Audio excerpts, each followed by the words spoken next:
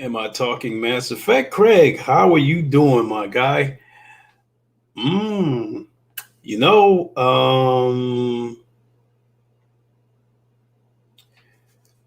I guess before I get into the podcast regarding the Mass Effect limited edition, whatever the case may be, I don't know if this is going to be. Ooh, that's loud. I don't know if this is going to be a remake, remaster, whatever the case may be. Um, the two Mass Effects that I played was Mass Effect Andromeda, which I didn't care for that because the story kind of confused me a little bit. And the first Mass Effect, um, that was a pretty good story. And I'm sure you played Mass Effect. It's a remaster. Okay. I'm sure you played it as much as you love Mass Effect. And the first Mass Effect, I liked the story. The furthest I got was when you were supposed to go to that prison planet and pick up a prisoner that they negotiated his release. Great tantrum. What's up? Um, and the like the warden of that prison tried to hold you hostage. I think that's about as far as I got on Mass Effect, on the original Mass Effect, and I wouldn't mind playing that. I wouldn't mind finishing that story with the power of the PS5. And see those PS5 type graphics. So Jack is a woman. Okay.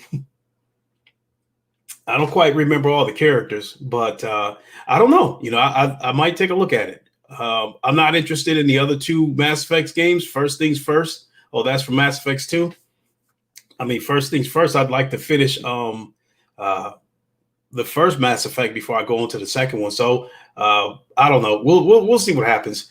And a great tantrum. Revealed or speculation. This is coming from Upload VR. I guess a trusted source revealed this information to them.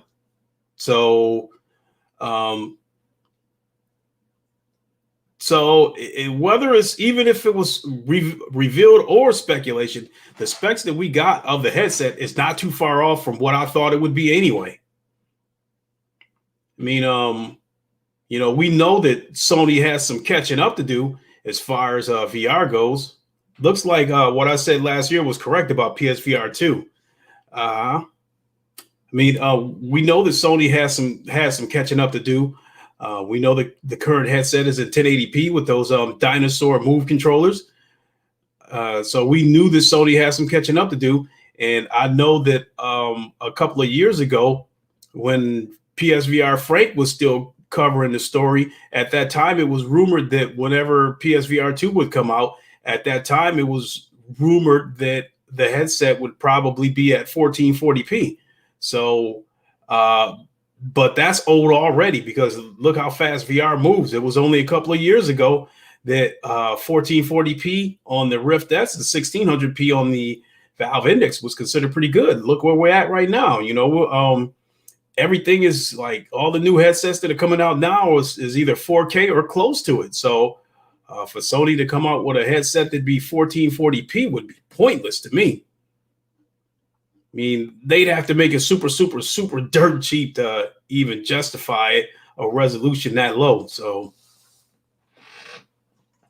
but the reason I'm doing this from StreamYards is I did extend an invitation to Ham VR, and if it's possible, he will join us. So, if it is true, the resolution is higher than what I expected. Sony making a 4K VR headset. I mean, well, it makes sense that the headset would be 4K. I mean, because that's where we're at right now.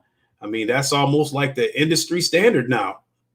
I don't see that going up any higher for a few years. I think 4K is where we're going to be at with these VR headsets, and I think it's probably going to be that way for the next 4, 5, 6 years. And even if they could, and even if it was possible to make an 8K headset, whatever the case may be, the games haven't caught up to it yet. I mean, what game out there would take advantage of an 8K headset? I mean, we're still dealing with some of these VR games. We're still dealing with PS2 graphics. So, but what I'm going to go ahead and do is pull up the article, on my phone.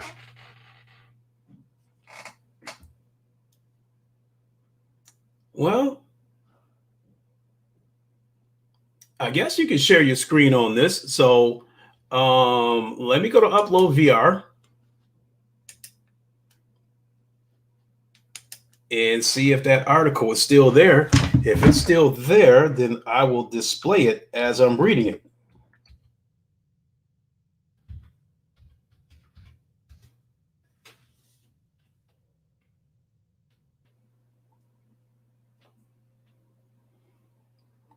We'll get around to talking about the two new headsets that HTC revealed as well.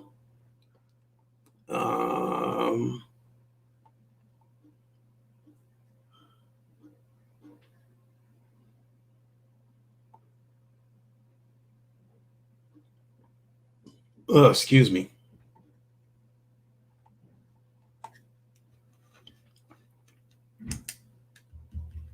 See if it's still there.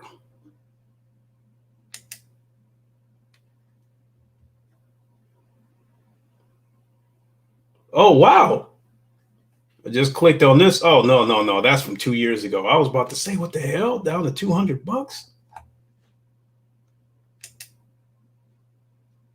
Let's go to top stories. See if it's still there that way.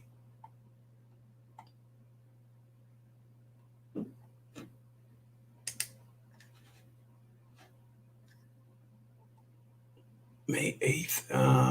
That's not her. What's the date today?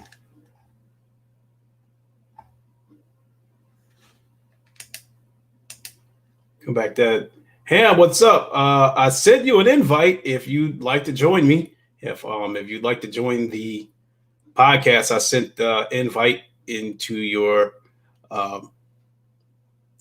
Twitter. So all you have to do is, if you want to join me, all you have to do is go into your Twitter inbox and just click on that link. So I would definitely like to get your perspective on some of the topics that I want to talk about. So if you could make it, I would definitely appreciate it.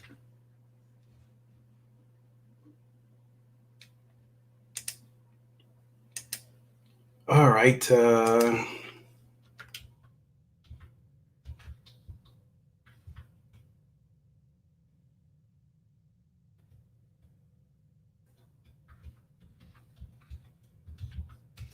See if I can find this article.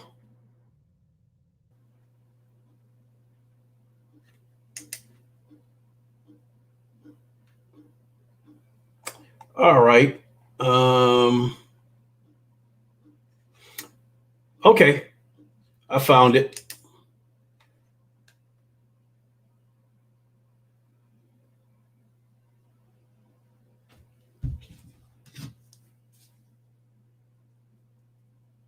And I will be ready to get into this in a second. So bear with me. 4K, eye track, foveated rendering, haptics, yeah, all that good stuff. Out of those features, the gaze tracking is the one that kind of catches my eye, especially after what PSVR, what Parole said. There's him. Ooh. What is good, my guy? How's it going? I was just doing a bit of ACC, hence I've got a steering wheel right in front of me. Yeah, I was about to ask you if there's a steering wheel right there in front of you. I was just figuring out how to join via the link, so it actually went through my green screen setup. Okay, appreciate you joining me. Because I stream in my office, so I've got loads of work stuff around me, so I have to make sure I wasn't revealing any trade secrets, so to speak. Gotcha. Let's see here. Great Tantrum says, "What's up, Ham?" Hey, there's my camera. Yes, I'm looking at myself there, but my camera's there. Hey, Great Tantrum, how's it going? Oh, cool. G29 it is, yeah. So you do know about the we talked about that a little bit yesterday about the specs of PlayStation VR 2. I was going to read the article, but now that you're here, I'll just skim over it. So the headset is supposed to be, bottom line is I don't pay attention to all that, 3820 by this, that, this. I usually just go with the last four numbers. So 2080 is the bottom line. A little bit higher than the Oculus Quest 2, but a little bit below the HP Reverb G2. Talking about foveated rendering, eye tracking, gaze tracking. That's what I was talking about yesterday, where the headset would follow your eyes and then focus the resolution to wherever you were looking. And according to PSVR with Parole, when I was listening to their podcast, I guess it's rumored that would take the stress off of the GPU by 60%. It's quite a margin, yeah. And that would, and according to them, that would allow devs to, possibly turn the graphics up a little bit. Yeah, definitely. I mean, I think the GPU in the PS5, and you can correct me if I'm wrong, but I think it's the equivalent of like a 2080 in terms of PC terms, or maybe a bit more. I mean, you've got to factor in that games get optimized anyway. So in terms of raw teraflops performance, I think it's around the 2080 mark. But when you factor in the optimization that Sony does for games that are made for Sony hardware, then you get an additional boost. So I don't know what that translates to into. It'd be the equivalent of then like a 3070 on a PC game, if you see what I'm saying, in terms of power. Mm-hmm. Now, in terms of the resolution, it sits, as you just said, somewhere between the G2, HP Reverb G2 and the Quest 2, which I think for the current gen of console hardware, that's pretty much you wouldn't want to go any higher than that, because I was saying to you on the stream yesterday, with a 3090, you struggle to get the most out of the Reverb G2 unless you're playing a really well optimized game or a game with minimal detail. I think for the most part, you can max out the Quest 2 with a 3080 or a 3090, and that's going to be slightly more powerful than a PlayStation 5. So I think that they've picked the resolution just right. I'm happy with the resolution on the Quest 2. G2 is slightly better, but it's not. It's becoming minor differences between the headsets now. And we'll talk maybe about the Vive, the Vive Pro 2, which has come out, which is slightly better than the G2. You're starting to get to the point of diminishing returns in resolution and not seeing the screen door, and you're not going to have the GPU to make the most of it anyway. Gotcha. Yeah, I think Sony have got it just right based on the available PlayStation 5 at the minute. So when people go, oh, it's not as high res as this or that, I think feels about right to me, the resolution. Okay. Before I, add to that, just want to say what's up to Dribble Piss. His name is spelled PI55. I know you've been out there because I've seen you in I know I've seen you in Craig's podcast. I've seen you in Six podcasts. Welcome to the podcast. Thanks for popping in. Now, relative to what you were talking about as far as resolution and compared to the 3000 series graphics cards, myself, I kind of felt like the PS5. I've seen videos and read articles where they compared it. They said it was like 2070, 2080 Ti, that kind of stuff. And based on the comparison that I did with it, when I did the comparison with the Rainbow Six, because it got a next gen patch on both PC and PS5. And so when I did the comparisons, I was able to see the difference with the naked eye. And my PC has a 2070, and it did look slightly better than the PS5. If I wasn't able to flip back and forth between the inputs, I wouldn't have been able to tell, because the PS5 looks just that good. The frame rate was the big difference, because when I benchmarked it, my PC was coming in at about 138 frames per second max, and it was averaging about 119, as I think the lowest was about 100 frames per second. And where I think the PS5 was a locked 60. There's no settings for the PS5 where you can go in and adjust any of the graphics or the frame rate. So you just got whatever they give you. Yeah. So the way I looked at it was that my PC was a 2070 on Epic settings, but the resolution was 1548p because that's what the PC felt like it should have been set at automatically. But even with that, it still looks slightly better than the PS5. So if I was to sum it up, I would sum up the PS5 as of right now, based off of that comparison, what I did with Rainbow Six. I would sum it up as a 2070 on high settings. You know, but so close that if you don't have a PC, you would never know the difference. What game was that you comparing? This was Rainbow Six because it had got a next gen patch on, you know, for PS5, for PC, and Xbox Series X. Yeah. Whereas some of these other games, they're getting the next gen patch, but PC's not getting any love. Like NBA 2K and Madden 21, they're not getting any love when it comes to the next gen patch. So if you buy those games, you will be getting them on. You basically be getting the PS4 or Xbox One version of the game instead of the next gen console version. Oh, yeah. So, but that being said, you know, but coming back to, you know, Sony's devs being able to work some magic. I think the power of the PS5, along with this gaze tracking, this is supposed to take about 60% of the stress off the GPU.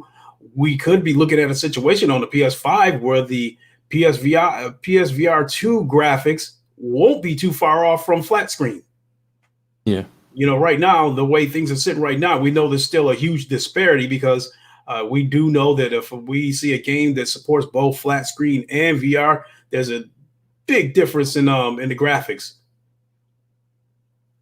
Yeah, it tends to be whether the game was built from the ground up for VR versus something that was made for 2D and then they added VR on after, which tends to happen quite a lot on like racing sims. You know, I know Dirt Rally 2 didn't originally have it, and then they thought, oh, well, everyone loved it in Dirt Rally 1, well, we better chuck VR mode in. And I don't know about ACC. Did that ship with VR in it? I know that it's not very well optimized and the engine isn't ideal for it, but I imagine for Sony releases for PS5, for PSVR 2 in particular, the blockbuster titles will be optimized to use every feature they've added to that headset. So, like say, the eye tracking and foveated rendering. It's an interesting point you raised yesterday with that is, will there be any noticeable lag?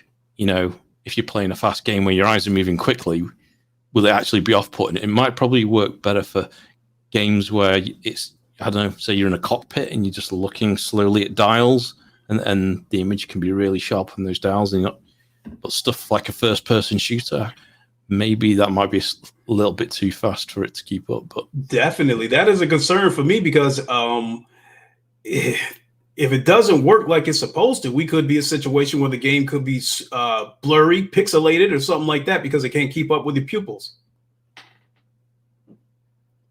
Yeah, definitely. And the other thing that hasn't been mentioned in the leak is the type of panel. So we're assuming it's LCD because of the cost. But I wouldn't be surprised, being Sony, they're able to get, like, if they get enough units, we come back to no LED panel again. I mean, fingers crossed. It'd be nice to get the contrast, because that's one good thing going from, like, say, the Quest and the Index and all of the newer headsets. You go back to the PSVR, you've got that really vibrant color. It's quite it's quite noticeable when you're going to and fro from the two headsets. So yeah, I wonder if we'll get a surprise and we'll be actually told it's either like a high contrast LCD. They managed to get the contrast up like they did on the Reverb G2 by shoving a bit more power into it, which you can't do with a portable headset because it just draws too much power. That's definitely a good question. They could go that route, or it may be an OLED panel. Yeah, it's also rumored that the headset could have Jamal HD. Adams, good fellas. Hello. Jamal Adams was good. Great tantrum. He says ACC PS5 version with PSVR 2 that I will never leave the house. It's kind of hard to argue that one there because I don't know, because how will ACC on PSVR 2 look? That is a good question because it's not optimized that well on PC. So I would be curious to see how it would look on PSVR 2. So that is definitely poses an interesting question. But I'll still get it because I think GT7 as well as ACC is probably going to be all I need as far as Sims goes. Yeah, it's also the player base. I mean, so at the minute, most people are on PC and playing multiplayer on PC. But that could change. I mean, it'd be nice if they introduced cross-platform play between PlayStation 5 and PC and even Xbox. If it's, I mean, it wouldn't be not for the VR, but just for the increased player base, because it is getting more popular. But in terms of it running on the PlayStation 5, like Lincoln was just saying, it could do with an optimization for VR in general. So whether it's PlayStation 5 or PC, I don't mind. I'll just play it on the one that runs the best. Because even on a 3090, with the graphics turned down a bit, when you've got all the cars on there on a full grid, it's like it can sometimes chug. So yeah. Tantrum says, he hopes it has OLED, but he's fine with LCD. Saris is great. Says, what do you think about the PSVR 2 specs? I personally, I'm good with it. As far as that goes, how you feel about it? Do you think the specs is So we covered the resolution, didn't we? And what else do we know? Supposed to have haptic feedback or something in the headset? Yeah, haptic feedback in the headset. I'm glad you brought that up because that's quite interesting. So it's got the adaptive triggers on the controllers. Yep. It's like the only bit that'll be now missing is the vest. Which I wouldn't be surprised if that gets worked out too, where it supports the haptic vest. But as far as the headset goes, with the haptic feedback within the headset, I think that is an awesome feature because in a first-person shooter game, you get shot in the head and you feel the headset vibrate. But I think ultimately, that could be a feature that Sony will end up removing because I can see an opportunist trying to claim that the headset triggered vertigo within them or something like that, and then try to sue Sony for it. Yeah, I mean, also it doesn't mention where on the headset. So if it's like on the back of the strap as well, then that's positional feedback that you wouldn't necessarily get easily from the controls. You get shot in the back, you'd feel in the back of your head. Mm-hmm. So it'd be cool if when they say it's feedback, isn't just the front piece that's on contact with your face, that strap as well at the back. I think that'd be pretty neat. So yeah, that was mentioned. What else was there? Let me see. We talked about the gaze tracking, the 2080 resolution. What about the cord? How do you feel about the cord? I guess there's going to be a USB-C cord on both ends. Yeah, I mean it's good. It's a common type. So if you want to use a standard extension lead, whether it needs to be up to a certain noise level or a certain rating like it is with the Quest, otherwise it goes no, not detected. It's good that it's a standard thing. Also makes me wonder, would it be possible that they do some sort of wireless kit down the road? I was just about to comment on that because PSVR with Parole, when I was watching their podcast, they mentioned that I guess they know somebody on the inside or somebody reveals information to them. And I guess 2 prototypes were being tested, one with a cord and one without a cord. So I guess I'll pose the same question that they were posing. Could we see a situation where the headset launches with a cord and then maybe a couple of years later they bring out the one without the cord, or possibly a wireless adapter for the one with the cord? Yeah, I hope they don't do that. I hope they sort of do like a modular solution where you buy the headset with the cord, and then further down the road you can buy like the wireless pack, which includes the battery pack and a proprietary like high bandwidth transmitter. Because I think unless it's Wi-Fi 6E is going to be like the next gen of Wi-Fi, and I don't know what out of the box the PlayStation 5 has in terms of Wi-Fi. Is it 6E enabled? Anyone in chat know? I don't know, but I'll say this about a wireless headset. I personally think that,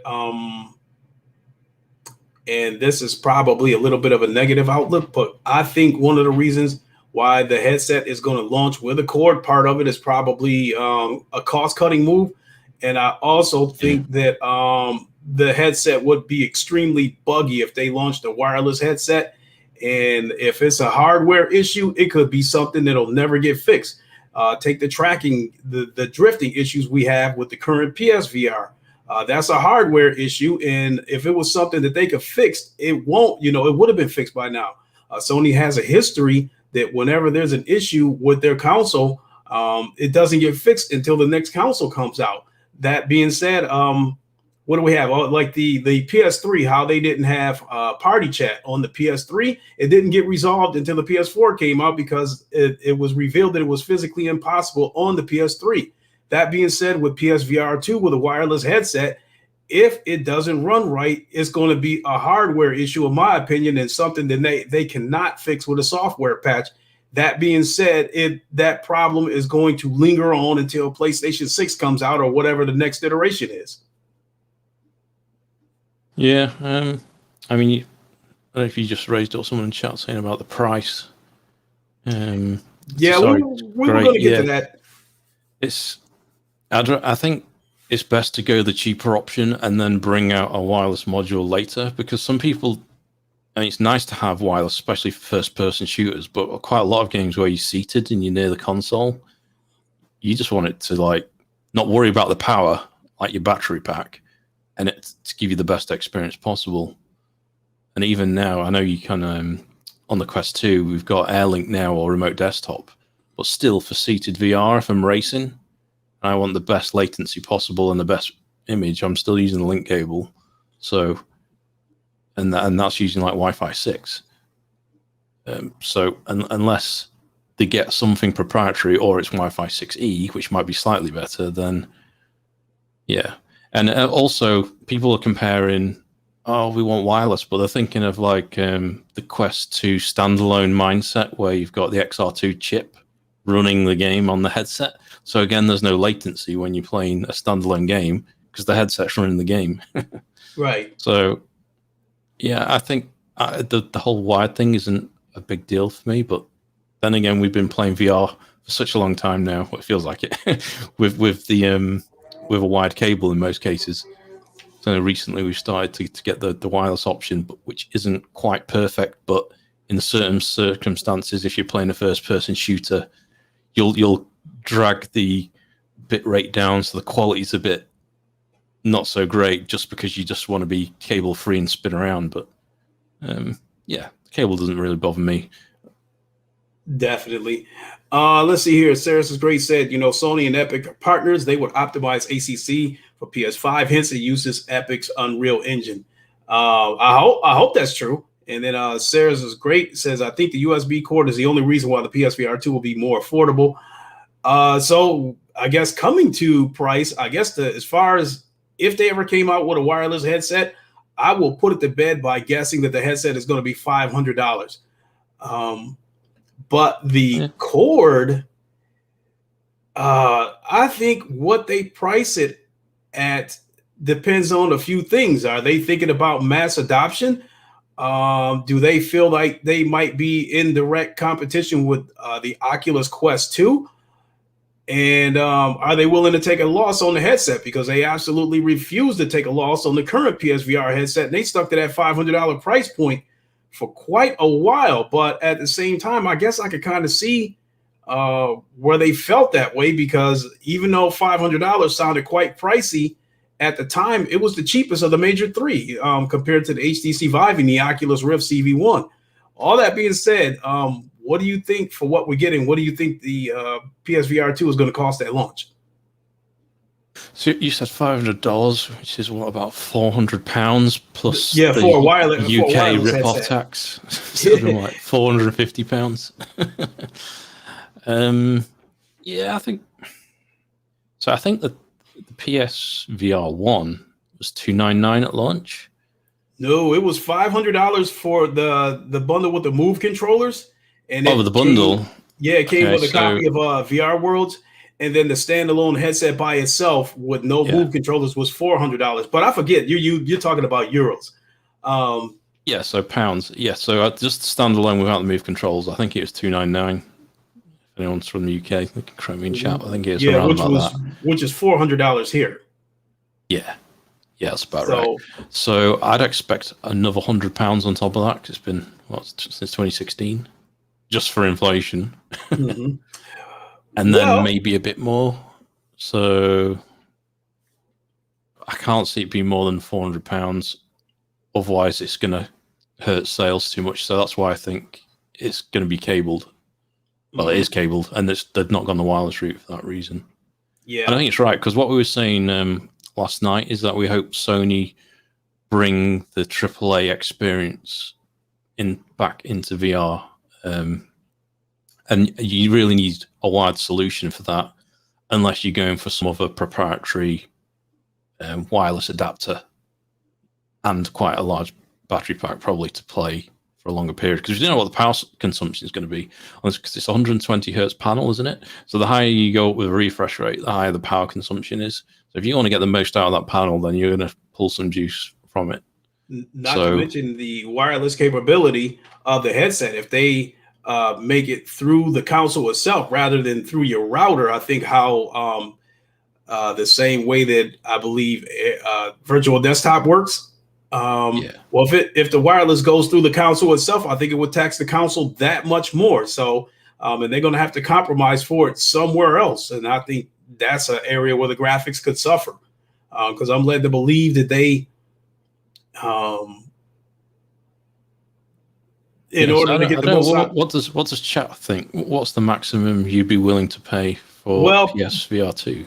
PLO says he thinks it'll be no higher than $350. I would like to agree with that, except if Sony doesn't do the $50 thing. It's either 300, 400, 500. There's usually actually, let me take that back, because now the PlayStation VR with the Move controllers, the Iron Man bundle retails for $350. So I guess let me take that back. So $350 would probably be the middle of the road. I think that's a strong possibility. It'd be $50 more than the Oculus Quest 2, and it wouldn't be nowhere near the $500 that the current PSVR launched at. Real quick, Saris is great. Do you guys approve of the resolution of PSVR 2? I absolutely approve of it. Right now with VR headsets, basically, if you want to say it like that, industry standards right now is pretty much 4K, give or take, whether you're slightly below or slightly above. But 4K is pretty much the standard right now. So, given that it was rumored a few years ago that the headset was going to launch with a resolution of a possible 1440p, I think they're giving us more than what I thought we would give. But at the same time, they're giving us what the standard is right now. So I'm definitely satisfied with the resolution. What say you, Ham? Yeah, so great tantrum saying $299 to $399 sounds about right. So yeah, I reckon it's going to be about $400. Well, I think that's the price it should be. So, but I don't know. It depends how many units Sony are willing to so-called risk making. Obviously, the more volume they produce, the cheaper it goes down, and whether they want to just do it like almost cost basis for them, where they don't really care if they make minimal profit on the headset. It's the games and also selling more PlayStation 5s, which is probably where they make more profit on. I was just looking up also, the PlayStation 5 does have built-in Wi-Fi 6 as standard. It doesn't say whether it's 6E or not, but yeah, 6 is good enough for if further down the road there was some sort of wireless kit. It will definitely make it functional, but my big question is what if something within that console, as an example, causes like a tracking issue, or maybe the screen starts turning and you gotta shake your forehead to straighten it back out like you do with the aim controller or something like that. If we run across a problem like that, we're screwed. It's going to be like that through the entire generation, because more than likely it's going to be a hardware issue rather than something they can fix with a patch. Yeah.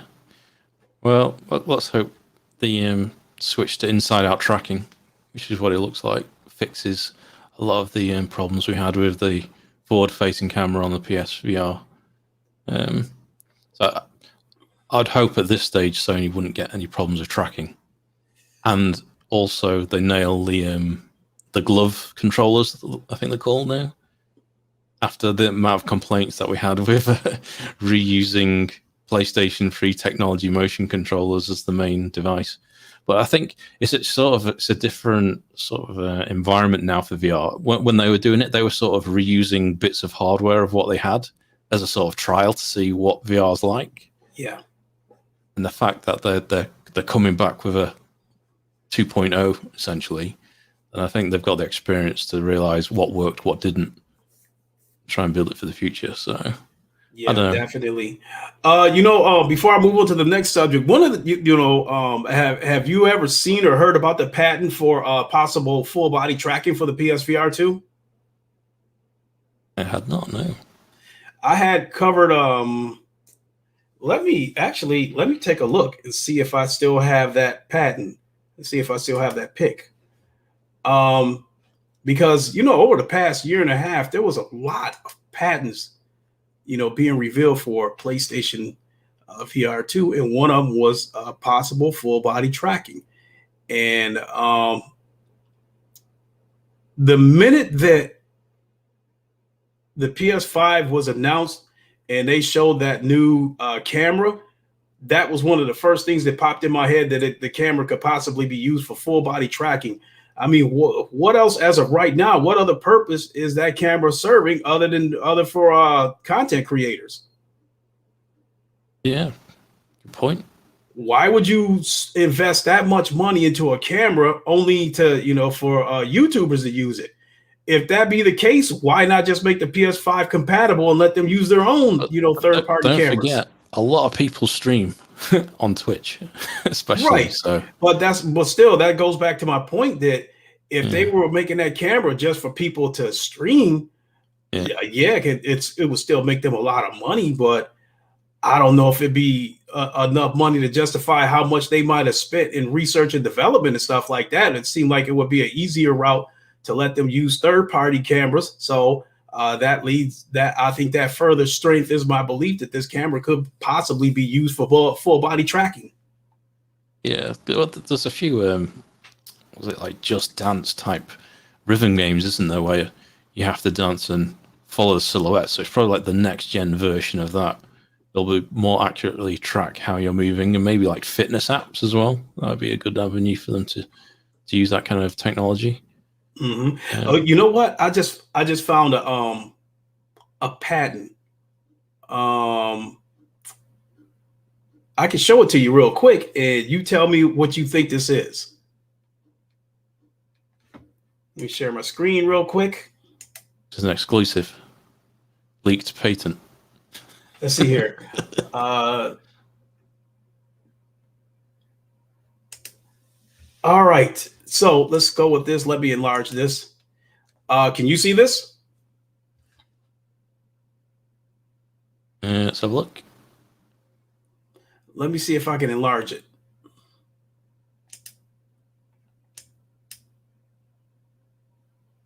Oops.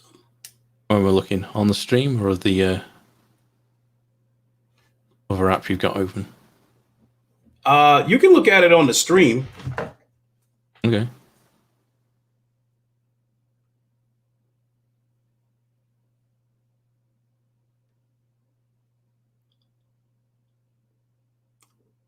You see the Nope, just seeing us two at the minute. You see the two figures at the top? Nope, just us. Oh my God. Let me come back.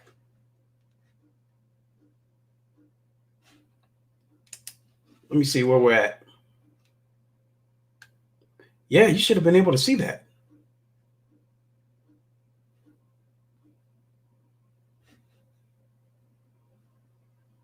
Go back to that photo again. Yeah, you should be able to see it. I just enlarged it again. Stream's just coming through with just us two.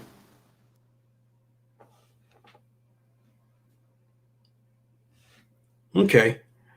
You could post me a link, I suppose. Oh, entire screen window. You probably got it. I just closed it. Just a second. Oh, okay. I see what Suspense. I had to do.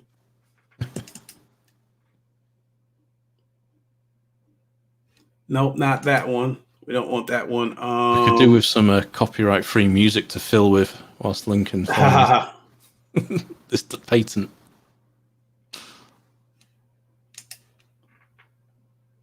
I see where I kind of screwed up.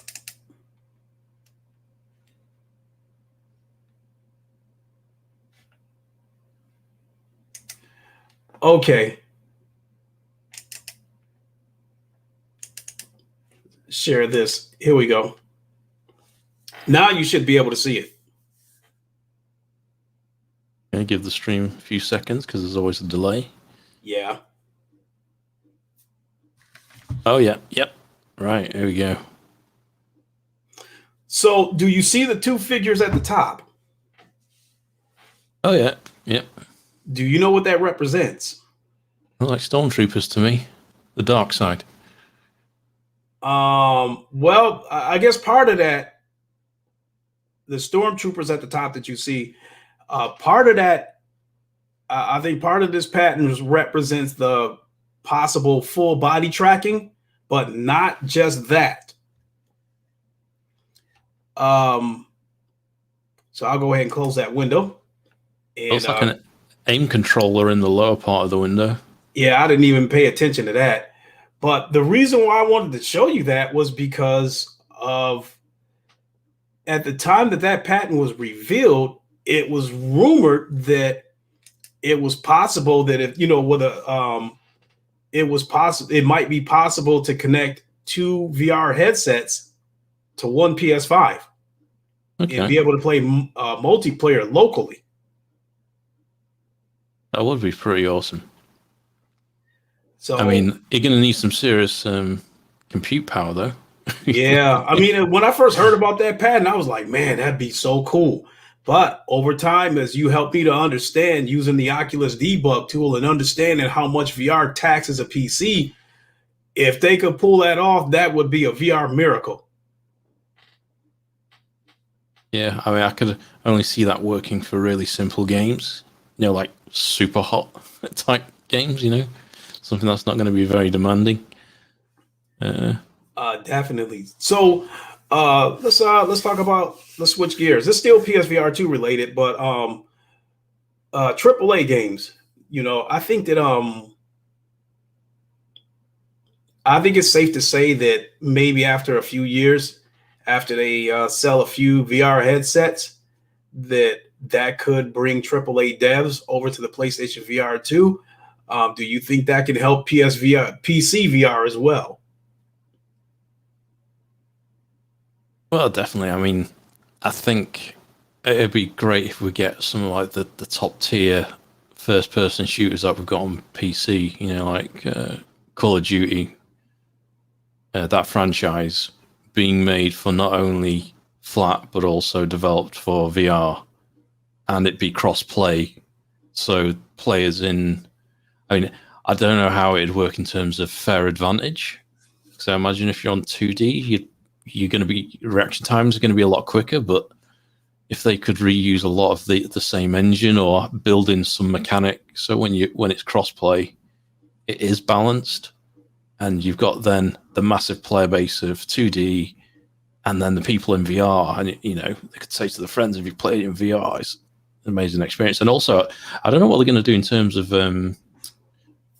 like the aim controller equivalent, whether we'll see an aim controller 2. Or they'll go down the route of like what we've got with, the Quest, where you're basically using a sort of virtual stock, as it were. I think that's going to be the route that they would end up going. And to touch on that situation that you were talking about with crossplay, like for instance, if something like Call of Duty were to come to PSVR 2 and PC and crossplay everything with VR players with flat screens, I don't want to see that happen. Because you don't. I don't, because there would have to be a compromise somewhere. For instance, take a game like Pavlov. You know how we have to physically pull the clip out of the guns and pull the clip off our belt and physically load it into the gun, pull the slide back. they would have to eliminate that in VR in order to keep the playing field equal with the flat screeners, because they would have the advantage of just being able to press a button and their gun is automatically reloaded. The game will go through the motions of loading for them, but they will still have that advantage because it's going to load, the animation is going to reload the gun at the same speed every single time. Whereas a game like Pavlov, how fast you get your gun reloaded depends on you.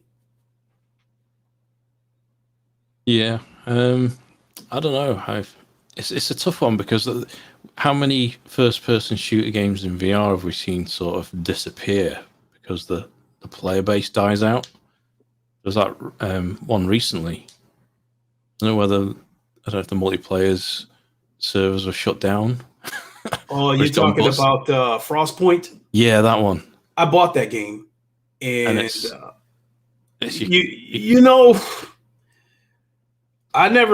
played the game for a couple of minutes, and as far as the graphics goes, the graphics weren't any different than any other first-person shooter game that I saw. I think they tried to add a different twist to the game where you had two factions as well as an AI faction that was like coming after both sides. So you would have to fight your opponents as well as the alien faction, which is supposed to be basically, I don't want to use the word neutral, but go after both sides. I don't think it was a bad game. I don't think it was going to do anything groundbreaking, but I think if that game would have came out a couple of years ago, it might have had a chance before the Oculus Quest caught fire. But now we're at a point where a game going to the Oculus Quest probably takes a higher priority than PC VR. I mean, hell, I think Paradise Decay posted on Twitter that Demio game or something like that made $500 million on this first day. That's crazy for VR, especially when you're talking about a game probably costing like $25 or something like that. So that's quite a few units sold on the first day. Yeah, I was watching the MRTV stream recently, and they had the developing of that new skateboarding game. Yeah, and I'm surprised the development cost for that. How much do you think it cost to make it? Unless you know already, and that's cheating. I don't, but I would be curious to know ballpark. Given the quality of the game, what you've seen. I haven't taken a close look at the game, but I think it probably didn't cost a terrible amount because it doesn't appear to be a body in that game. I mean, like, you don't have a body, like you don't look down and see your body like you would in a game like Pavlov or something like that, where you can see a full body, your hands and stuff like that. So that being said, if I have to put a number on it, I think there's 3 developers in total, so not many, or like one, the main guy himself, and then these subcontractors work out. I think it's a very big team. I could be wrong, but so to guess how much it costs, I have no idea. But I'm just gonna throw a number out there. I'm just gonna throw shit on the wall and see what sticks. I'm gonna go with $50,000. Okay, it cost 300,000 euros, I think.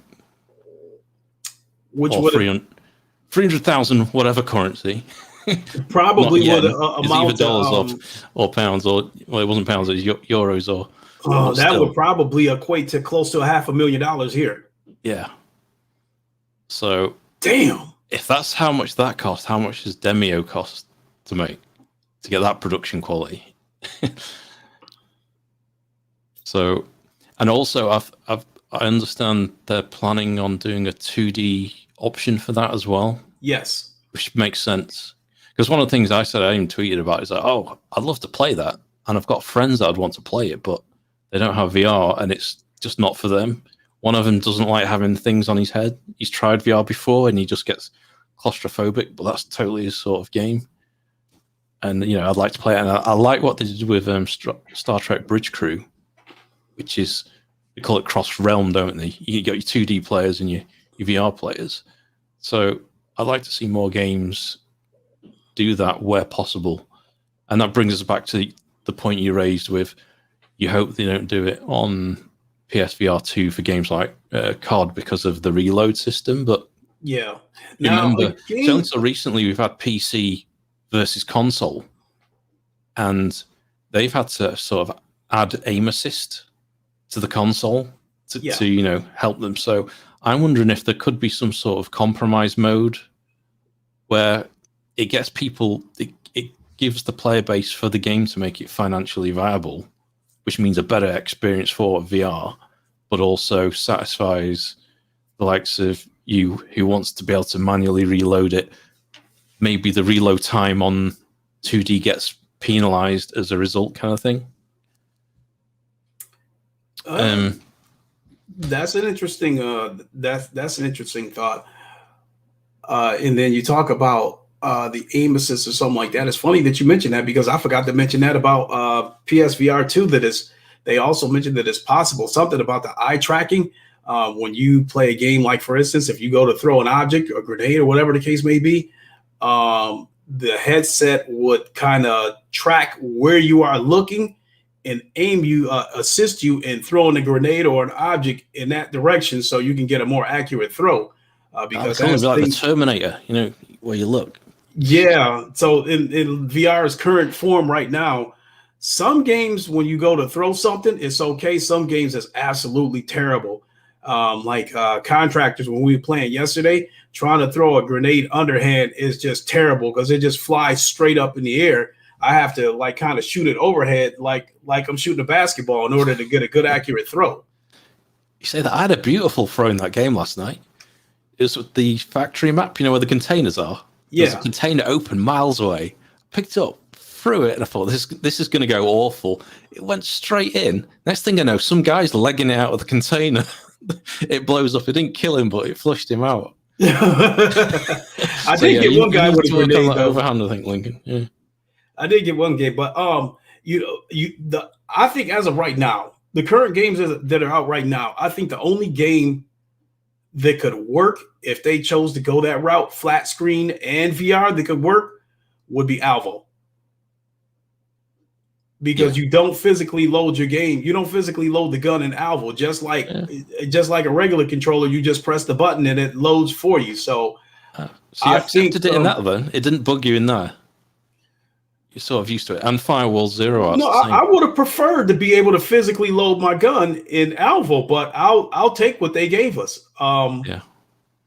More than anything, I'm glad that we have a game that we don't have to wait for a room to fill up for us to play. If someone leaves, the game still goes on. It doesn't have the problems that Firewall has. Yeah, the waiting time killed it for me. Yeah.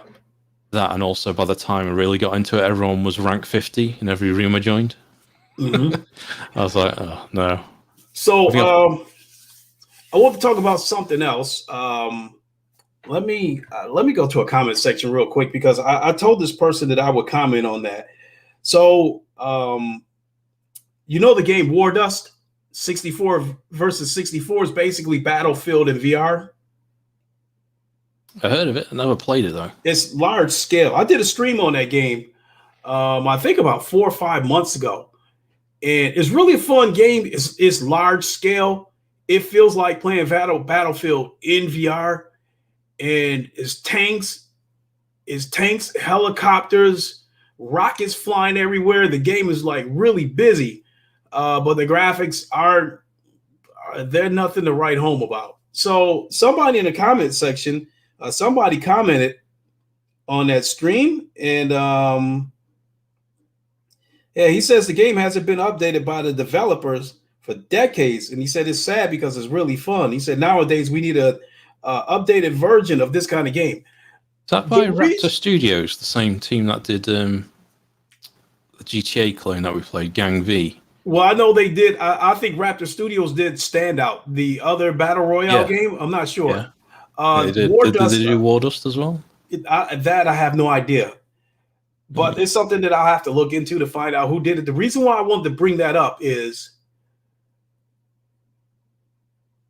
the game might still be in early access. I'm not sure. I would have to look that up because some of these games on Steam will be in early access for a year, even 2 years or something like that. Now, a game like War Dust that I just mentioned, 32 versus 32, large scale combat. A game like that, I think, would do pretty well if it was on PlayStation VR 2, assuming it was polished. And I say that because let's say 3 years from now, the PlayStation VR sells 10 million headsets. That could be enough to get EA's attention and make a VR port for Battlefield 5, Battlefield 6, whatever. That being said, a game like War Dust, if they wanted to get a piece of that PSVR 2 pie, they have to do it as soon as possible before the AAA developers get involved. That being said, I would like to think that there's some of these devs that's on Steam right now whose games are still in early access on PC is probably not getting a lot of traffic, but they know in a year or two, when there's a lot of PSVR 2 headsets out there, that would give them a huge revenue stream. That being said, do you think someone might be scrambling their asses off to polish their games so they can get it over to PSVR? Because they know when the AAA devs get involved, it's over for them. So like this War Dust that I was talking about, the scenario that I'm trying to present to you is if they were to bring it over to PSVR 2 at launch, it would be the only game of its kind on PSVR 2, large scale combat. But if they wanted to make that happen, they got to scramble their ass off and get that game ready to go, because you know how strict Sony is with their quality process. Because if they don't do it when PSVR 2 first comes out, and then EA gets involved and makes Battlefield, in VR, or Activision gets involved and makes Call of Duty in VR, they just missed their window of opportunity. That's where I'm going with that. Do you think other devs that have games in early access on Steam that might be eyeballing PSVR 2, you think they might be scrambling their asses off to try to polish the game? Ooh, I don't know. I mean, it kind of depends on the skill set. So I guess, in order to make the most and utilize the performance of the PlayStation 5, I believe if you're familiar with coding for the PlayStation 4, unless you're using one of the generic engines like Unreal or Unity, it's probably, I think most of the games you've just described. So what's Pavlov? Is that a Unity game? I think it is. So stuff like that might work. But in order to get the maximum performance in AAA type games, you're going to need like quite an experienced PlayStation 4 development team and have worked in VR. Whether they'd rush to port it over, they might be thinking, well, one, can I pass, like, say, Sony's strict quality control rules? And two, do I have the time? If it's a small team, are they going to be able to, well, they're going to have to apply for the dev kit, which I presume they get a discount, and then get one shipped over, because they don't usually get many sent to them, do they? So it's like one development kit for the PlayStation VR 2 you'll probably get. To answer your question, I think not. I think Sony would approach a studio and go, look, prior to Facebook buying Downpour, they might have gone to like Onward, to Downpour, and gone, we'd love to have your game. We'll work with you to do it. I don't think we'll get many independents doing it off their own back, but never know. Going back to Raptor Labs, who did Gang V, yeah, War Dust is what they made, and it looks still like it's still active. There's a recent patch, recent map that they've done, so there is some activity still on that game. I think, well, we're going to see Alvo coming, because I think that was already confirmed in the roadmap. So that's one real good first-person shooter we know of. We talked about this yesterday in our game. Do we think Firewall will be ported over, given the fact that that's probably, I don't know if that's still the number one game. I imagine Alvo's overtaking it now, but in terms of original player base, that was the go-to game for PlayStation VR. So will they do like a reboot of that? Will he contact the studio that made Firewall Zero? Maybe. But, yeah, I don't know. I can't see that. To answer your original question, no, I can't see small devs rushing out to release it just because of the complexities and the difficulties of getting past Sony. Because also they don't want the first game to come out and look shit. This is true too. But hey, we could apply that same question to Gang V, because with the partnership, with the partnership that Sony has with Rockstar or Take-Two, one of the things that people speculated is that we could get Grand Theft Auto 5 in VR on PlayStation VR 2. If something like that were to be true, I love that game. Yeah, same here. I mean, I bought the game, but I wasn't able to get the VR mod to work right.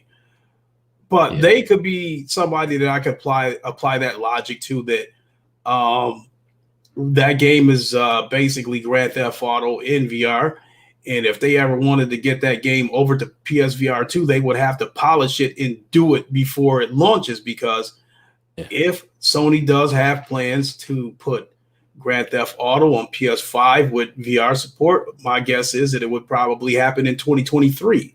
So yeah, if they would have wanted to get that game on PSVR, they would need to polish it now. Because once Grand Theft Auto gets on PSVR 2, that's a wrap. Anybody who has dreams of bringing any kind of Grand Theft Auto game over to PlayStation VR, they can forget it once Grand Theft Auto 5 gets VR support on PlayStation 5. Yeah, I mean, that's what we're all hoping for. Sony brings to the table is games like Grand Theft Auto 5 or the next version of Grand Theft Auto. I assume that's in the works still. That's coming out on PlayStation is like one of the games that's been on my wish, and I played it with the mod. It's actually good fun with the mod. But it makes you think, well, if someone can do that who's even involved with the original studio, then what could actually be done if it was designed from the ground up into the game? Mm-hmm. I got two more subjects that I want to talk about, and then let's move on. And then we can wrap it up. One of them is let's talk about Pavlov first. The developer of Pavlov, he's confirmed that Pavlov Shack is coming to PlayStation VR 2. So I said, the first thing that hit my head was like, okay, Shack. Yes, the Quest version. The Quest version, yeah. Yes. Okay. Interesting. So, but he made, and I guess when questioned about the PC version of Pavlov, he said is bleeding edge. And so let me be more specific. Okay, so Pavlov Shack is going to come to the PSVR 2, and it's going to be crossplay with the Quest, is what he's saying. Right. Now, the PC version, when posed that same question, he said that the PC version of Pavlov is bleeding edge, and I guess something about the lighting technique or something like that. He kind of alluded to so many words that maybe the PSVR 2 wouldn't be able to handle that. So that to me was a huge red flag that you confirmed that Pavlov Shack, a Quest game, is coming to PSVR 2, but you didn't confirm that the PC version is coming. So yeah, I think that's maybe a bit of like what happened with Onward, where if they want to have the maps crossplay, then they have to have two versions of the map essentially, or two scales of the map. Because that was the problem, wasn't it? For the original PC version of Onward, there was quite a lot of custom maps. Yeah, and there are now. I think they've reintroduced a lot of the custom maps. And then when the Quest version came out, a lot of the custom maps disappeared. And some of the maps they had to redo to change the physics because they couldn't quite do the same physics on the Quest build as they could do with the PC one. And then we all know what happened with that Suburbia map where it just looked awful.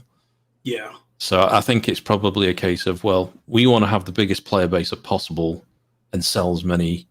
Therefore, we're going to make it compatible with Pavlov Shack because there's only a fixed number of maps. There's very little, if any, custom maps I mean, I've only played a couple of the standard games on Pavlov Shack when it's on side quest, so I don't know. I don't think there are any custom maps you can load onto it. Correct me if I'm wrong, if anyone knows, but I presume it's probably that. Unlike the PC version, where people are constantly adding, custom game modes and maps to the PC version via the Steam Workshop. So I suspect it's more that than anything. Okay. And also to keep the player base up. So with Pavlov Shack, Yeah. being that that's a quest game, the character models in Pavlov Shack to me look PS3-ish, but the environment looks PS2-ish. You know what I mean? Yeah. So do you think that's what we're going to see on PSVR 2 when it comes to PSVR 2, or do you think you think he'll give it a coat of paint? I'm hoping for a lot of polish and paint. Okay, me too. Let me respond to somebody. He says, "Yo, when can you play Beat Saber?" These copyright things are getting to be a huge problem with these rhythm games. And just about every stream I've done of Beat Saber has some kind of copyright claim on them. And depending on who's claiming them, you could have a situation where the stream could get blocked in certain countries, or it could get blocked altogether. And I had one of those happen before where one stream was just completely blocked. And it's getting to be too much of a headache to try to figure out which songs don't have claims on them. So that being said, I could stream Beat Saber at any given time, but your best chance would be to catch it live, because if you end up trying to catch it on the replay and it gets hit with a copyright claim, depending on what region it gets blocked in, you might not see it. Socrates, what's up? So that being said, that's copyright strikes and music in games is probably an entire podcast in itself. Yeah, because it's really getting to be a big headache, because I think a lot of YouTubers not really messing around with Beat Saber and Pistol Whip and all the other rhythm games because of the copyright claims. And with them being monetized and partnering with YouTube, they would lose all, any money that the stream would generate. So in my case, I'm not partnered with YouTube yet. I could do it, but I can't guarantee whether it's going to get blocked or not. So I could give it a go here, maybe towards the end of the week or something like that. So, but your best bet would be to try to catch it live. So also, I don't do any of the custom songs anymore, because I know for a fact, a lot of custom songs have copyright claims on them. So even the songs that come standard within Beat Saber has copyright claims on it, which makes no sense to me. That's something that seems like it should be cleared before they put it out there. So that being said, that's what we're looking at as far as that goes. Okay, so coming back to the last subject that I wanted to talk about, and that is Resident Evil Village. Amongst us in the VR community, it's kind of a given that we believe that it's going to get VR support when PSVR 2 comes out. I believe that would be the game that Sony wants to use as a launch title for PSVR 2. My guess is that, Capcom has their own schedule they have to make and probably can't wait for PSVR 2 to come out. So I think they just going ahead and follow through with their schedule, and then it's going to get VR support when PSVR 2 comes out. And I think that's another reason why GT7 got delayed. I think the game is ready to go. I think it got pushed back so it can be used as a launch title for PSVR 2. That being said, myself, originally I was going to roll the dice and wait until next year to play Resident Evil Village. So I could play it in VR. What's your thoughts on that? You think it's going to get VR support? It's a game you're interested in? If so, would you play it now flat screen or wait until it presumably gets VR support? Resident. So you're not talking about Resident Evil. Which is the one that's coming on Quest 2 as a one-off? That's Resident Evil 4, right? Yeah. And Resident Evil Village is the latest one after 7 that we played on PSVR. Yeah, and another reason why I think that game is going to get, before you answer that question, another reason why I think that game is going to get VR support, although the game looks good, nothing about the graphics to me screams next gen. Right. To me, it looks like current gen graphics with ray tracing. Well, I mean, I hope so, just because Resident Evil 7 was so good on PSVR. That was like, I think most people would say that's probably one of their favorite games. I think you had a vote on it a couple of years ago on GT's channel, and I think it came out top, and it has for several years. So on that basis, I think it'd be a bit of like a no-brainer choice for Sony to do it again, given how popular it was on PSVR. Given the fact that I imagine there's going to be a lot of people that had PSVR that want to get PSVR too. And would I play? No, I wouldn't play it in 2D mode. I don't find 2D flat games that scary, but put me in VR, then it's a total different ball game.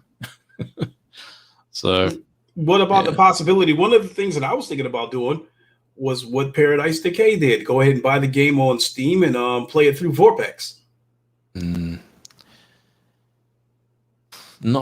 don't know, because it depends on the game how well some of the menus work, but I also miss the 6 degrees of freedom, like leaning forward and stuff, and that doesn't always work that well. I think it varies from game to game how well the Vorpex implementation or setup works. So I'd probably not, unless it's been designed for it, or unless there's a real good mod for it, like Alien Isolation. That's one that works really well. But apparently that game was built to have VR in it from the beginning, but when it came to release, they just run out of time and had to make it 2D. And then the mod. Have you tried that with the VR mod? I've got the game. It's on my to-do list. I'm going to try it, because I saw that the game got released in 2014 and still has impressive graphics for a game that old. Yeah. So I'd love to see that game in VR. Let me respond to a Boga fan. He says, okay, I asked because I just got he said value. I know what you meant to say, the Valve Index. He said value index. He says he just got the Valve Index headset and wanted to play with people. In that aspect, then yeah, we can definitely play. Just shoot me a friend request on Steam. My name on Steam is Lincoln Clay, just like you see here, except that it has an underscore, Lincoln_Clay. So just shoot me a friend request on Steam, and one of these days we can get together and play multiplayer on Beat Saber. The only thing is, more than likely, I probably won't stream it because it's just going to end up getting blocked anyway. So yeah, I think Alien Isolation, that I think Gamertag tried it, and other YouTube creators were talking about it, and after seeing Paradise Decay play Resident Evil Village in VR through Vorpex, now Alien Isolation has got my attention. So I want to try it. I just hope the VR mod, the instructions for it is easy to follow, because I tried to do the VR mod for Grand Theft Auto and I just could not get it to work. I think it was something about the way that I extracted the files. I think I had to extract the files a particular way and it didn't work. So I just eventually gave up. So it's been trying to convince you to play it. Yeah, he says, I've been trying to talk you into playing Alien Isolation VR ever since you got into VR. Well, looks like I might just finally go ahead and do it, because one thing I definitely want out of VR, this is something that I had said right from the start, is AAA games. And I thought that with PSVR 2, I thought we could have a situation where, like, for instance, let's say maybe 3-4 years from now, when another Spider-Man game comes out, maybe it'll support both flat screen or VR, so but through these mods, it's happening right now. We don't have to wait for Sony to bring that to us. That being said, I don't think I'm as scared to play horror games as I was when I first got into VR. So that being said, I'm curious about Alien Isolation. I will go ahead and buy the game. I know it costs $40 on Steam, but I'm going to see if I can find it cheaper on G2A, being that it's an old game. Maybe I can find it for $20, and then I'll try to put it on sale a few times. I think I paid like £6 for it. Oh man! So yeah, I'll go ahead and get the game, and I'll put the VR mod in it, and I'll give it a try and stream it. Yeah, I might have to do it at the same time, just so there's no spoilers. So you come back and tell me about it, because I've watched enough. So yeah, okay, it looks scary. I'm gonna play that sometime. I don't want to know how it works. You won't have to worry about spoilers for me, because I have a bad habit of not finishing games. So all I would be able to tell you, all I would really tell you is whether the VR mod is good or bad.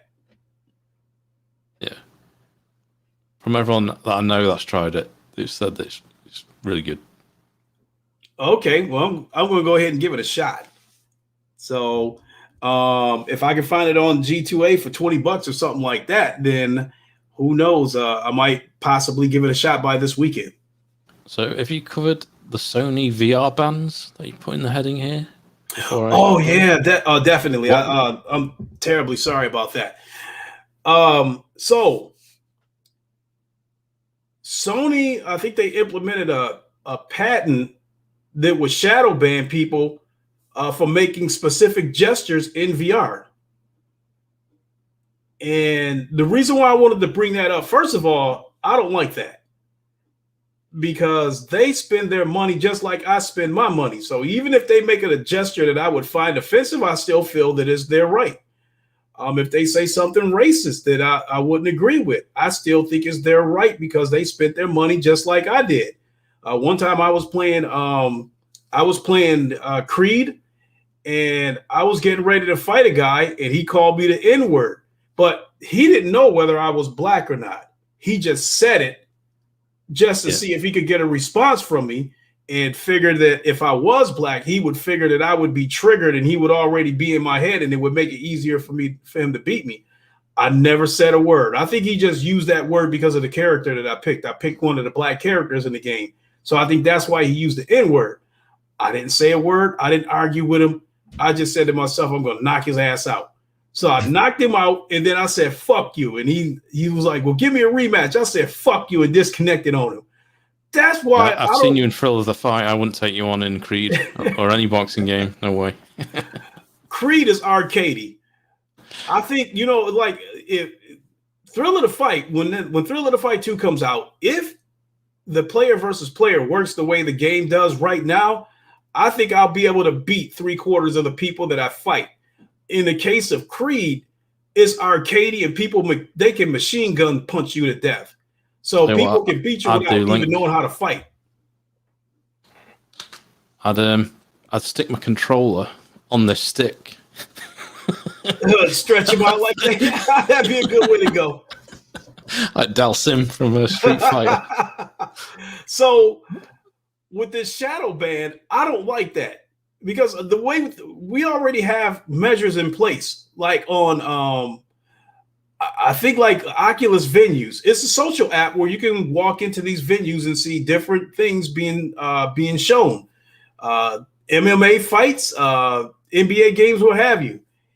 And you have an option of activating, I think, like a personal space that if somebody comes within that personal space, it just basically blocks them out. I even think Echo VR has that feature, because one of the huge issues with Echo VR is somebody with Echo VR, you know how you can clean all the surfaces?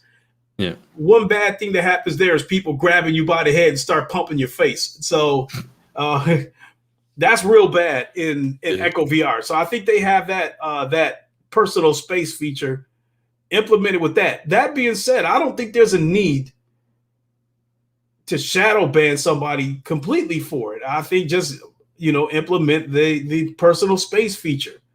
If they I pay guess for it, it's just for their like social area, party chat modes, and that right? they're going to be having their own version of VR chat, aren't they? Yes, that's where I was So going with that, because that's what it's why would probably you need geared to for. implement something like that if you don't plan on putting some kind of social app on PlayStation VR 2? Because as of right now, on the current PSVR, the only social app that's on there that I know about is Rec Room. And the hands look like mittens, so there's only so much gestures you can do. Yeah.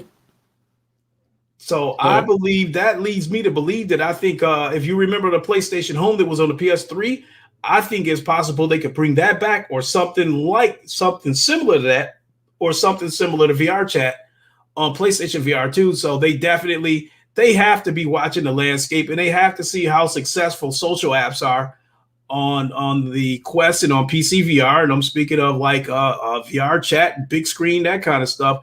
They see the success of these social apps, so I'm pretty sure they have plans to bring one on there. So that was the biggest reason why I posed that situation to you, because it was more about that being confirmation that they're going to bring social apps to PSVR 2, rather than how stupid I think the shadow ban is going to be. yeah, there's definitely room for growth in terms of not just the social environments and social apps, but how even traditional gameplay works for multiplayer. So traditionally, if you go, "Hey Link, do you fancy playing this game?" I know Alvo. I'll fire up Alvo, and then in the game, I'll go to invite you. Alternatively, I can go to the my friends list and invite you from there. What they've done for some Quest games, I think it's implemented on some games already. If you're already in a group party, you can go, "I'm going to drag this party to this game," and then you play it, and then you actually, as you feel like playing VR golf, yeah, let's go. The group party leader can drag the entire group over, and it's something we've not seen on any other platform that I'm aware of, anyway. Where you can be in one game, and the game host can, as long as the target game supports the number of players, it can transport the entire group over, and it kind of makes the multiplayer experience a bit more seamless. Mm-hmm. So I'm wondering if, when we start seeing these social apps built into PlayStation 5, we'll start seeing like new cool features which are social ways of bringing your friends into games and then taking it along with you to other games without the clunkiness of, "Okay, I'm in this game, I'll send you another friend invite," that kind of thing. Yeah. Okay. Okay. Let me respond to a couple of comments. Booga fan, thanks for popping in. Appreciate it. Appreciate it. Keep your eyes open for me for when I do the Alien Isolation stream. So PLO says it'll probably give me a heart attack. Sarah is great. Says he's looking forward to seeing me stream that. So keep your eyes open for that, everybody. I'll shoot for trying to stream it this weekend. So if I don't do it this weekend, it'll definitely happen sometime next weekend. And you know something, Ham, let's touch on real quick about the two new Vive headsets that were revealed today.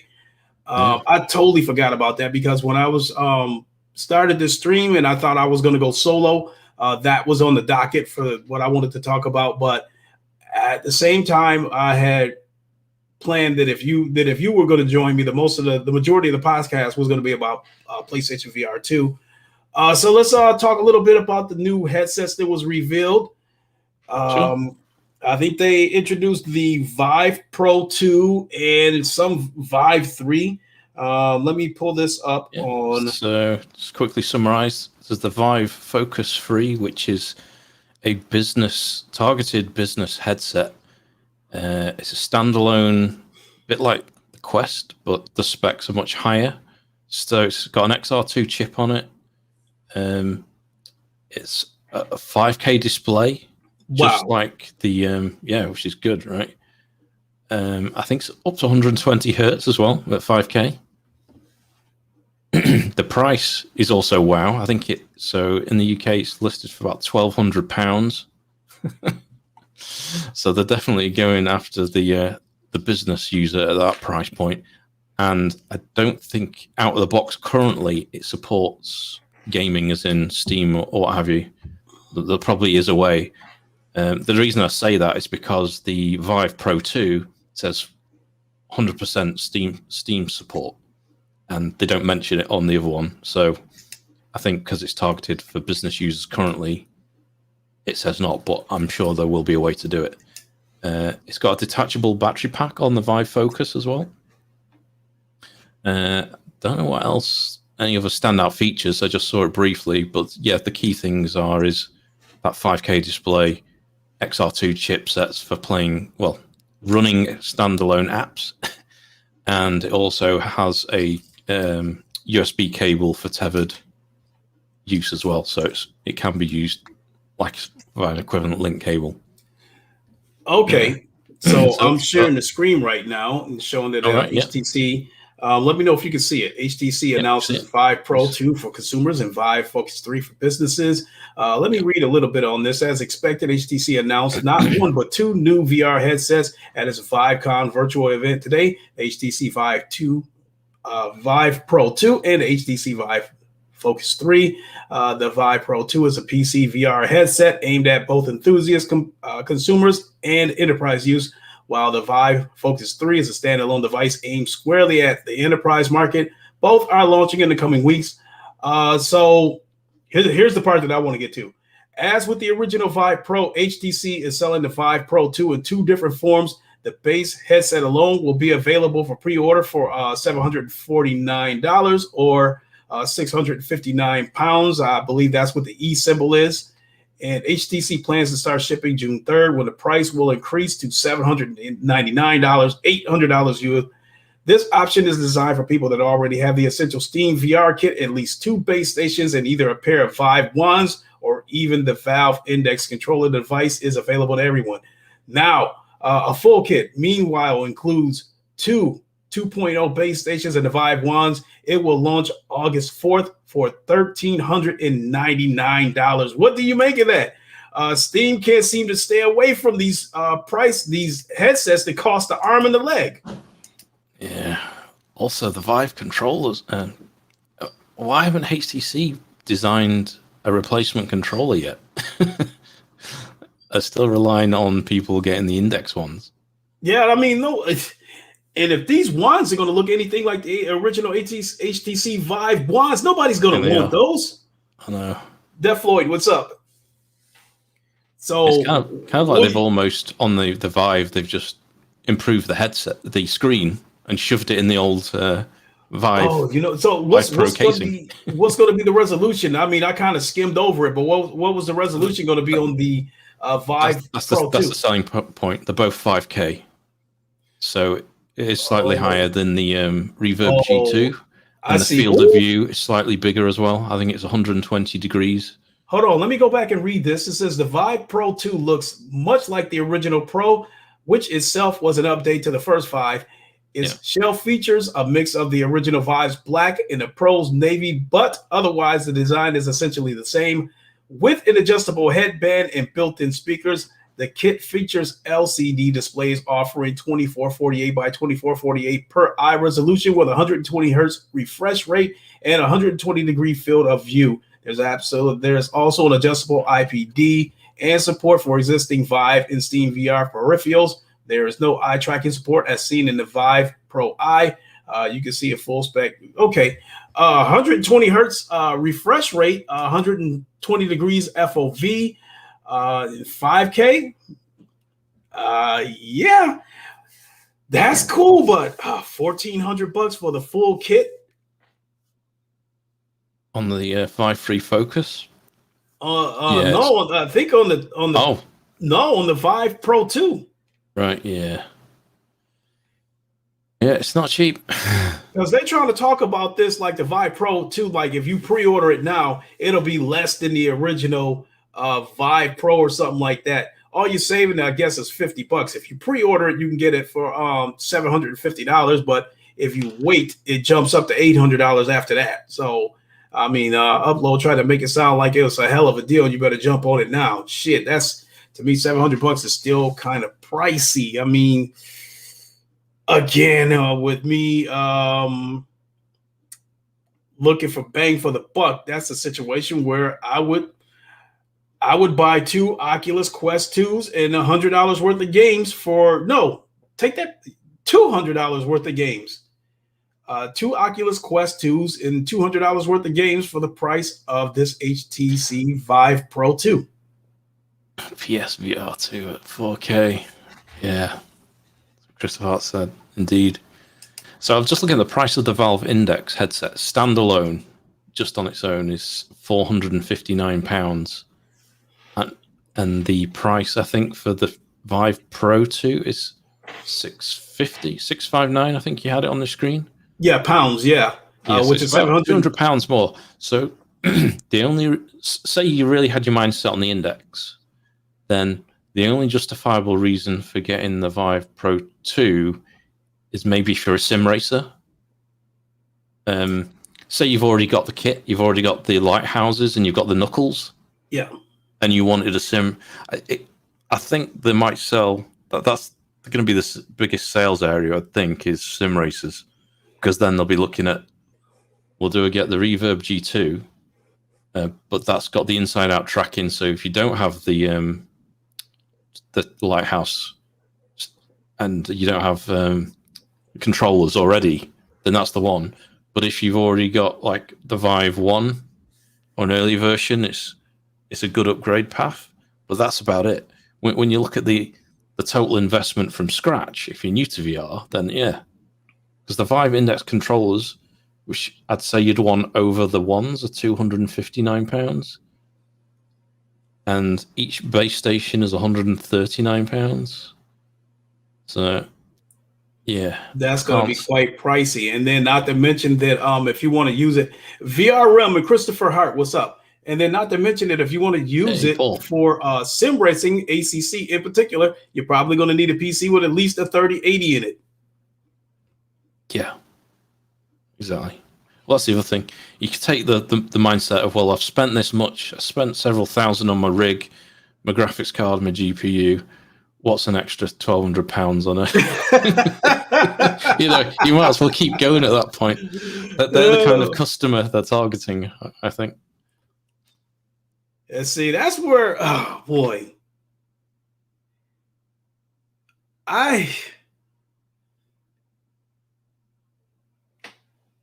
all I can say is like $1,400 for the Vive Pro 2, or $300 for the Quest 2 with near 4K resolution, proven inside-out tracking that appears to be the best in the industry, and the ability to play it standalone or go PC with it. Seems like a no-brainer to me. Well, inside-out tracking is pretty good now, especially the Quest version of inside-out tracking. But still, if you want full body tracking and you're a content creator that does like Beat Saber type streams and stuff, then people are still going for the Index because the lighthouse tracking is the best. That's like second to none. That's as good as it gets. I can agree with that. So, doesn't the Valve Index returns on the improvement for what you're spending? Doesn't like the Valve Index combine like inside out tracking along with the light bases? I don't think so. I mean, it does have cameras for like pass through, but I don't think they're used to assist with tracking. I could be wrong. Okay. I think it's just that's what I thought because of the cameras. I didn't even know that the Index had a pass through. Yep, it does. Oh, cool. You can actually use it as a sort of webcam as well. I've not used it, but I've seen some streamers, where they're doing sim racing and they want to show their steering wheel whilst they're driving. Yeah, the hardware's always had a lot. It's been very so. It's got that frunk with the USB socket. Yeah, never really used for much either, other than LCD panels or fans. You always think that something like a wireless module could have gone in there, maybe. Yeah, definitely. It had lots of potential, but nothing's really come of it. Last question before we boogie on out of here. The current PSVR.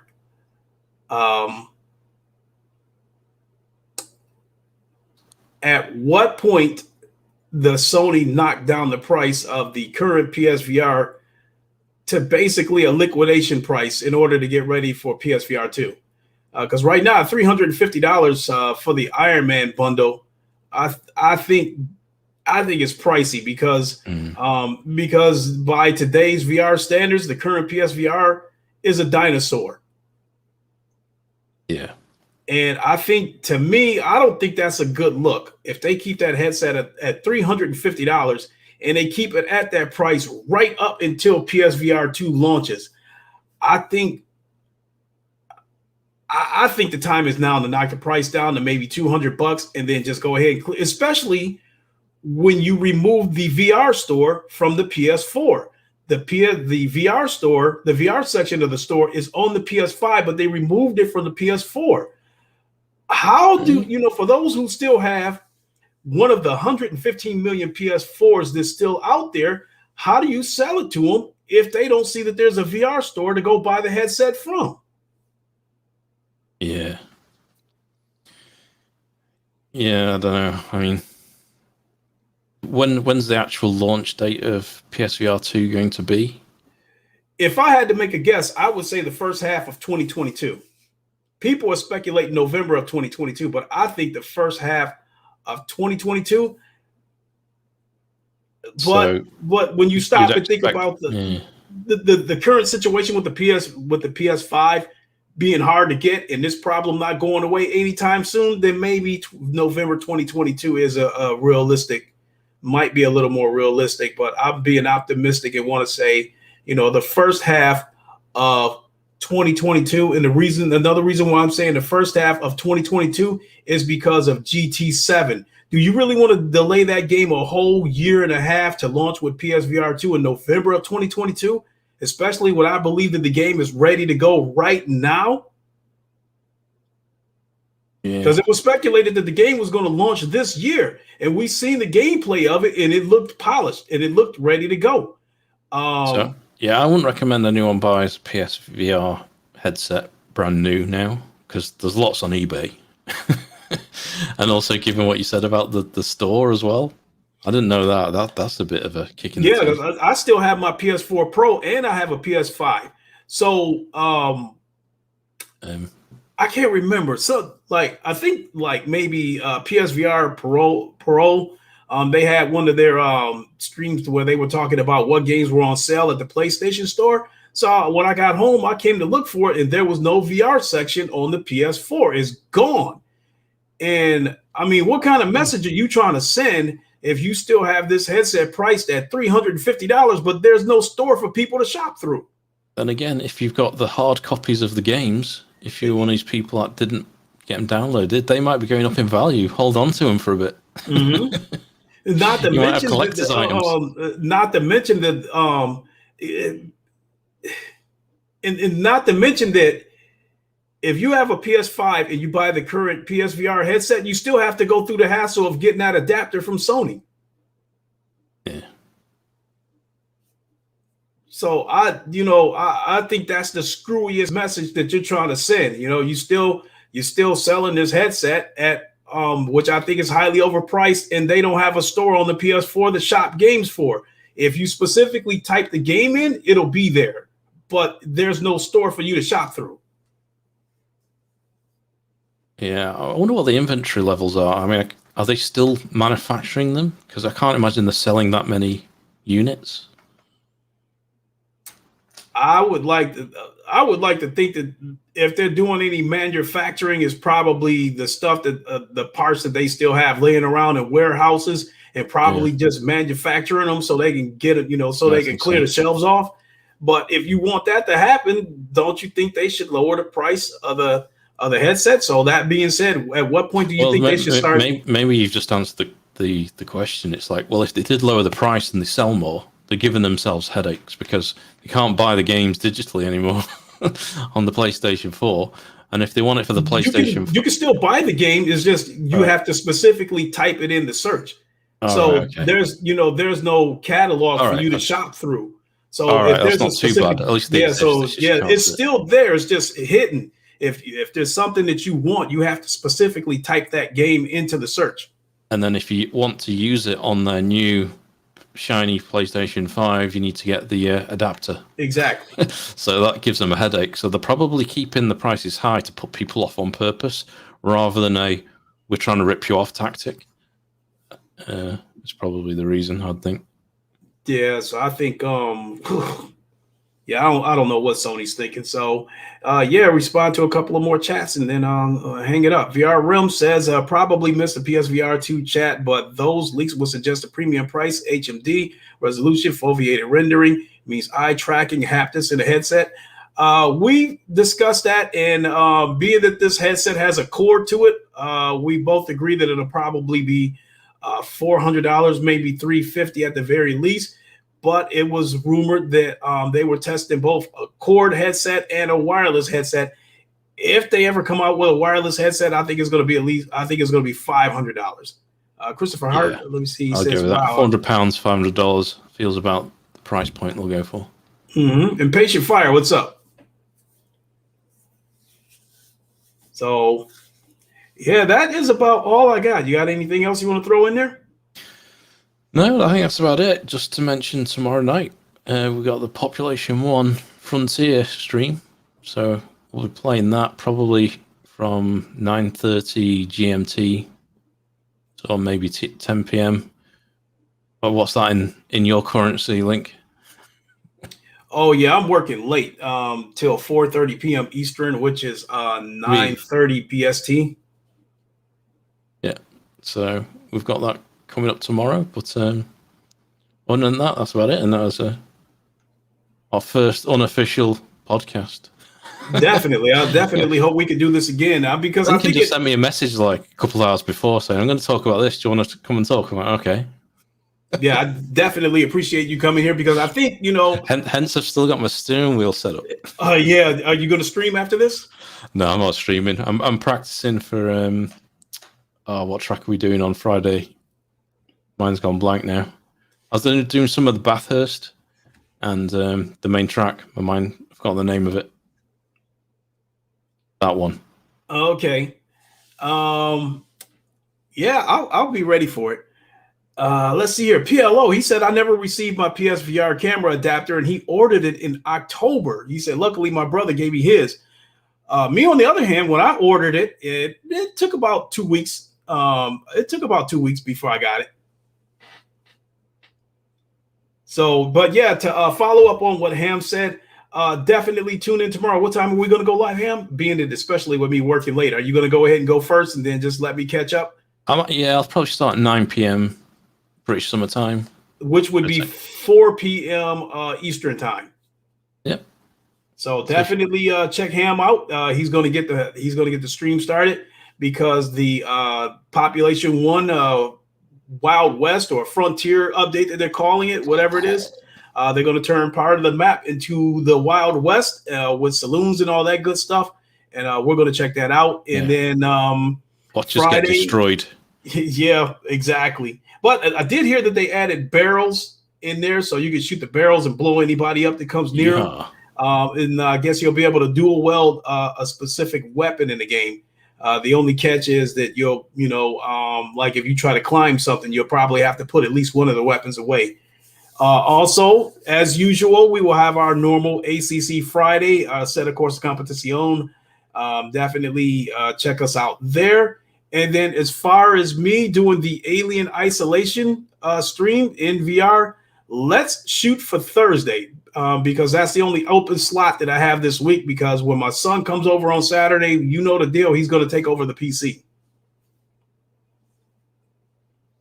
So with that being said, that is going to do it. And if you want to give your closing shots and let everybody know where to find you, Ham. Yeah, so same as the name tag next to me, that way. HamVR's YouTube channel, also on Twitch, and usually stream Mondays. We've got FPS Mondays around about 8 PM BST.